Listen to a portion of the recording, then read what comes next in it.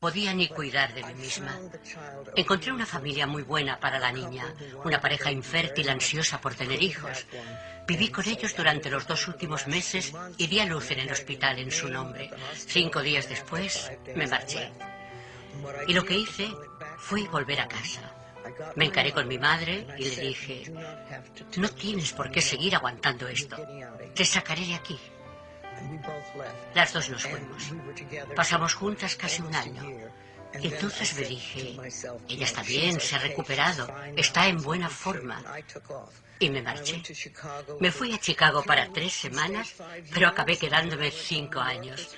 Luego fui a Nueva York para 3 semanas y acabé quedándome 30 años. Iba tirando como podía, con la experiencia y los conocimientos que tenía, que eran casi nulos. Empecé a trabajar en tiendas de todo a 100 y sitios así.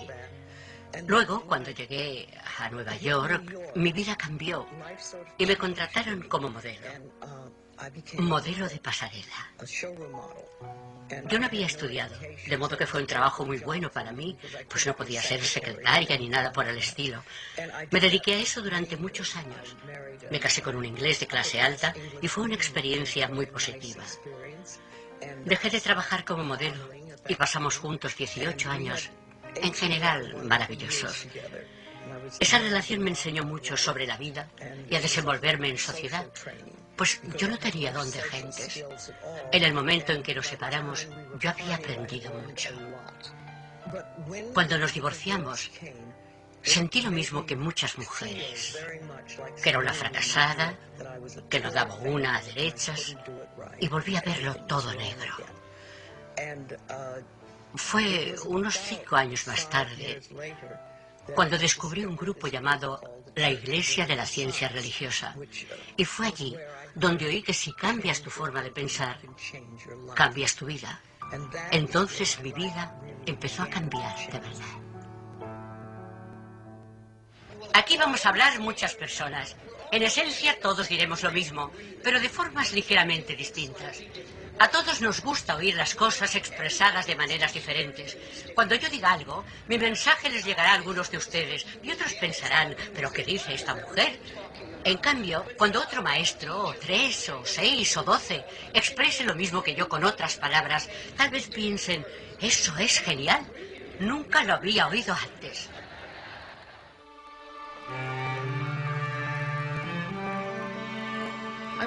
Yo vivía con mucha gente, de manera bastante inconsciente, pero sin darme cuenta de mi inconsciencia. Simplemente iba tirando y sentía a menudo que la vida me llevaba por donde ella quería, que yo era una observadora de lo que me ocurría. Vivía en un cómodo estado de aturdimiento. Mi existencia carecía de un sentido profundo y sabía que me faltaba algo, pero no sabía qué. Teníamos una gestoría. Empecé a trabajar con mi padre como aprendiz a los 16 años. Teníamos la oficina en casa y la trasladamos a un edificio. Cuando yo tenía 20 y pocos años, nuestra oficina se incendió. Recibí una llamada a las 6 de la mañana. Era mi madre para avisar que el edificio estaba ardiendo. Cuando llegué había coches de bomberos, policías y periodistas. Todos mis objetos de valor estaban en esa oficina. Un bonito despacho con una vidriera que daba a la calle. Todo eso estaba en llamas. Cuando yo tenía 12 años, me llevaron a Boston, más que nada para una fusión espinal. Recuerdo que alcé la vista y dije: algún día seré médico y científica. Así que comencé a prepararme para estudiar medicina a una edad muy temprana. Cuando terminé mis prácticas me dio por dormir demasiado, hasta 17 horas al día. Me recetaron un medicamento que empezó a afectarme a la médula ósea y como no había otro fármaco que pudiera ayudarme, me vi obligada a buscar otro remedio. Fui a una librería en Boston y en una estantería encontré el libro Usted puede sanar su vida, por Louise Hay. Hablaba de unas frases llamadas afirmaciones y se suponía que si las realizabas podías sanar tu vida. Me puse a hacer repeticiones, como en el gimnasio. En vez de levantar pesas o lo que fuera, repetía: me quiero a mí misma tal como soy, 10 veces. Y al cabo de 3 meses dejé de tener tanto sueño y pude matricularme en la Facultad de Medicina, lo que fue absolutamente fantástico. Yo sufría unas migrañas terribles. 1 o 2 veces al mes me pasaba una semana ingresada en un hospital de Boston, donde me hacían toda clase de pruebas, pero no sabían qué me pasaba. A los 19 años tenía que entregar un trabajo para la clase de lengua, y como la mayoría de la gente que padece migrañas, Necesitaba saber qué esperaban de mí y no podía averiguarlo. Cuando salí de la biblioteca, sin saber cómo sacar un sobresaliente, pensé por unos instantes que tal vez lo mejor sería tirarme delante de un coche, que eso sería más fácil. Viví en un orfanato hasta que cumplí 10 años y en una serie de casas de acogida. La situación en la que me encontraba era que mi padre había abandonado a su familia y yo había nacido durante la Gran Depresión.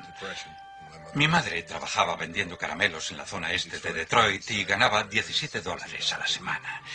Recuerdo que llegó una niña llamada Marta y que la internaron allí más o menos por los mismos motivos que al resto de nosotros. Y me mandaron llamar y yo llegué y me puse a hablar con Marta, que estaba llorando, muy triste y afligida. Intenté convencerla de que no tenía por qué estar así. Recuerdo que le dije, este sitio es estupendo, aquí no hay padres, ¿sabes? Puedes hacer casi lo que quieras. Tenemos mucha libertad y lo pasaremos genial. Y para ello, lo único que tienes que hacer es cambiar tu forma de pensar. Entonces pasarás de una situación desesperada, dura, difícil, a otra en la que podrás hacer lo que quieras. En ese momento, mientras veía arder el edificio, no estaba pensando en todo el trabajo apilado sobre mi escritorio, sino en mi padre, que estaba a mi lado. Daba gracias a Dios porque no había nadie dentro. También estaba disgustada por la pérdida de algunos objetos materiales que estaban en la oficina. Tenía una relación más estrecha con la máquina de sumar que con algunos seres queridos, por lo atareada que estaba. Lo más interesante es lo extraordinariamente sabia y fuerte que es el alma en momentos así. Al contemplar el incendio, yo estaba destrozada, pero una vocecita me decía, esto está pasando por una razón. Ahora mismo no sabes cuál es y te parece terrible, pero en realidad puede surgir algo maravilloso de todo esto. Mantente alerta. Así que iba a prescindir de la intuición, de todo el tema de las afirmaciones, para sentirme una persona normal. Pasé al segundo curso y enseguida me vi desbordada. Estaba estudiando medicina y un doctorado. Empezaron a salirme hernias discales, lo que me impidió dedicarme a la tarea intelectual que quería, la neurocirugía, porque no podía estar de pie. Así que elegí la psiquiatría porque me permitía estar sentada. La detestaba, me aburría, pero aprendí algo interesante. Todos los caminos llevan de vuelta a la espiritualidad y la intuición. Vuelvo a la residencia. Llamo a mis padres y les digo, odio este lugar, esto no es lo mío. Y mi padre me dice, déjalo. Déjalo y vuelve a casa. Entonces cambié de idea. Y en ese momento, las migrañas prácticamente cesaron. Desde entonces habré tenido solo unas 3 o 4. Porque cambié ese modelo con la idea de que debía seguir adelante. Toda mi vida me he sentido impulsada a hacer las cosas bien, siguiendo los criterios establecidos por la cultura y, en mi caso, por la medicina oficial. Pero el problema es que casi todo lo que me enseñaron en la facultad sobre la causa de las enfermedades no es verdad. Me curé de las migrañas. No con sumatriptán ni con ibuprofeno, sino con un cambio de percepción.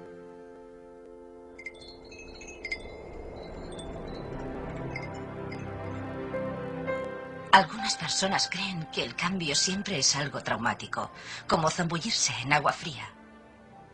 Pero puede ser algo tan simple y fácil como renunciar a las creencias restrictivas a las que nos aferramos. No puedo cambiar. Nunca me sentiré sana. No puedo llevar la vida que quiero. No puedo sacudirme el cansancio. No puedo ser feliz. Puedes iniciar tu viaje estés donde estés, en el momento que lo desees. Puedes emprender tu viaje desde una mansión o desde un albergue para los sin techo. Partas de donde partas, las puertas a la sabiduría y el conocimiento siempre estarán abiertas. Y el primer paso puede ser tan sencillo como cambiar la idea de no puedo por Puedo hacerlo.